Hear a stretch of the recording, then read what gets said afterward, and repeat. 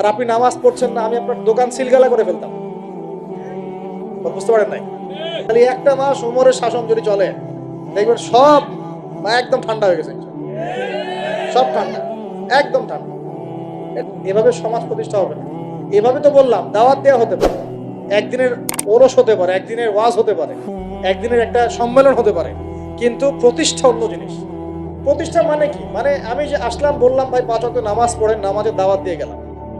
আর প্রতিষ্ঠা মানে কি? যদি এখানকার অথরিটি আমার কাছে থাকতো আর আপনি নামাজ পড়ছেন না, আমি আপনার দোকান সিলগালা করে ফেলতাম। বুঝতে পারেন নাই? আজান হয়েছে, মার্কেটে দোকান খোলা, দোকান সিলগালা হয়ে যাবে, জরিমানা হবে, ভ্রাম্যমাণ কোর্ট, একদম কোর্ট সাথে সাথে বসে আর ফাইন করে দেয়। এটা প্রতিষ্ঠা। নামাজ পড়বো না মানে? মুসলমান নামাজ পড়বো না কেন?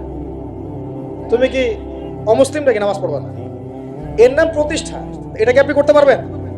আপনি এখন দাওয়াত দিতে পারবেন, ভাই নামাজে আসেন, নামাজ পড়লে এত নাকি হয়, না পড়লেই হয়। তো এই দাওয়াত তো চলছে মাশাআল্লাহ। প্রতিষ্ঠা কখন হবে? যখন সবাই মিলে সমাজটা পরিবর্তন করবে, তখন গিয়ে প্রতিষ্ঠা হবে ইনশাআল্লাহ। সমাজে যারা নেতৃত্ব দেয়, এরা কি আসমান থেকে টপকে পড়ে, না সমাজের ভিতর থেকে বের হয়? সমাজ যদি পরিবর্তন হয়, নেতৃত্ব এখান থেকেই বের হবে ইনশাআল্লাহ। আর যখন আল্লাহওয়ালা মানুষরা উপরে যাবে, তখন দেখবেন তারা এইসব অথরিটি ইম্পোজ করবে ইনশাআল্লাহ।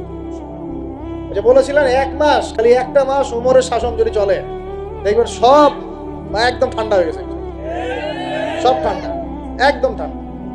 এটা ভেরি মাচ পসিবল। 1 মাস সময়, 1 মাস যদি বলবেন।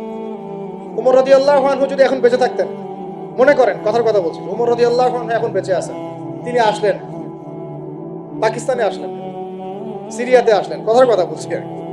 এমন তাকে মনে করেন দায়িত্ব দিল জনগণ যে আমিরুল মুমিনিন, আপনি সমাজটা ঠিক করেন। তার কয়দিন লাগবে? কয়দিন লাগবে জানেন? হ্যাঁ, আমার ধারণা 3 দিন। কয়দিন? হয় 3 দিন, অথবা তিনি বলবেন যে আমার দ্বারা সম্ভব না, আমি গেলাম।